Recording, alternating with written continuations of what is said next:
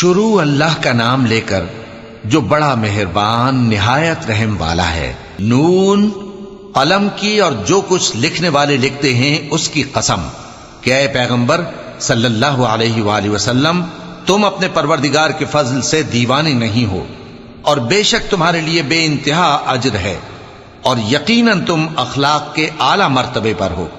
سو ان قریب تم بھی دیکھ لو گے اور یہ کافر بھی دیکھ لیں گے کہ تم میں سے کون دیوانہ ہے۔ تحقیق تمہارا پروردگار اس کو بھی خوب جانتا ہے جو اس کے رستے سے بھٹک گیا، اور ان کو بھی خوب جانتا ہے جو سیدھے رستے پر چل رہے ہیں۔ تو تم جھٹلانے والوں کا کہا نہ ماننا۔ یہ لوگ چاہتے ہیں کہ تم نرمی اختیار کرو تو یہ بھی نرم ہو جائیں، اور کسی ایسے شخص کے کہے میں نہ آ جانا جو بہت قسمیں کھانے والا ہے، ذلیل ہے، شرارت سے اشارے کرنے والا، لگائی بجھائی کرنے والا، مال دینے میں بڑا بخیل، حد سے بڑھا ہوا بدکار، سخت خو اور اس کے علاوہ بدذات ہے۔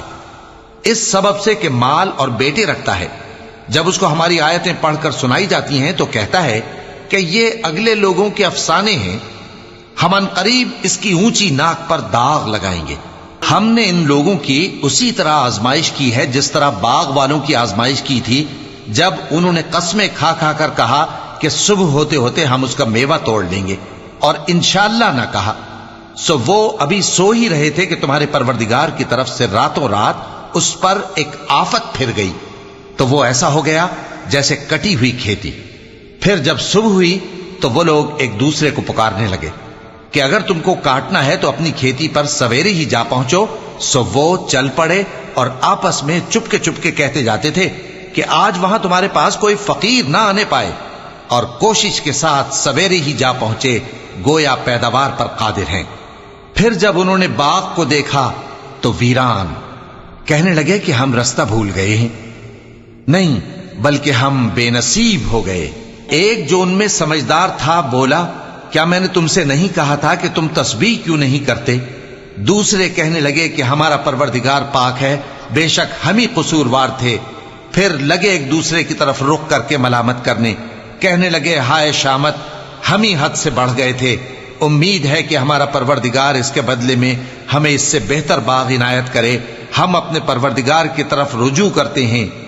دیکھو عذاب یوں ہوتا ہے، اور آخرت کا عذاب سب سے بڑھ کر ہوگا، کاش یہ لوگ جانتے ہوتے۔ پرہیزگاروں کے لیے ان کے پروردگار کے ہاں نعمت کے باغ ہیں۔ کیا ہم فرما برداروں کو نافرمانوں کی طرح نعمتوں سے محروم کر دیں گے؟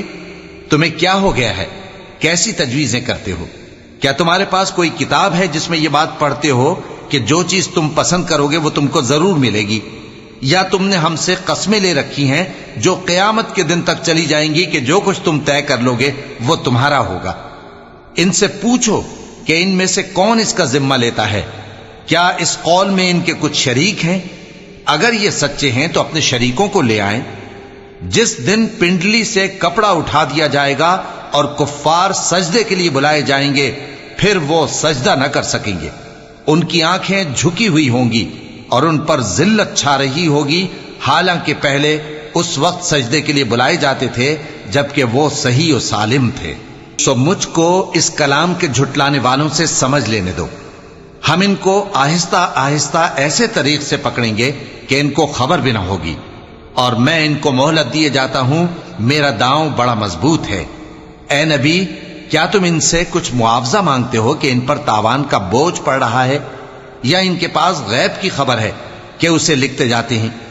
سو اپنے پروردگار کے فیصلے کا انتظار کیے رہو، اور مچھلی کا لقمہ ہونے والے یونس کی طرح نہ ہونا کہ انہوں نے اپنے رب کو پکارا جبکہ وہ دل ہی دل میں گھٹ رہے تھے۔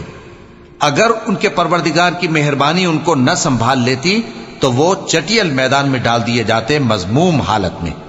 پھر ان کے پروردگار نے ان کو برگزیدہ کر کے نیکوکاروں میں شامل کر لیا۔ اور کافر جب یہ نصیحت کی کتاب سنتے ہیں تو یوں لگتے ہیں کہ تم کو اپنی نگاہوں سے پھسلا دیں گے، اور کہتے ہیں کہ یہ تو دیوانہ ہے۔ اور لوگوں، یہ قرآن تمام جہانوں کے لیے نصیحت ہے۔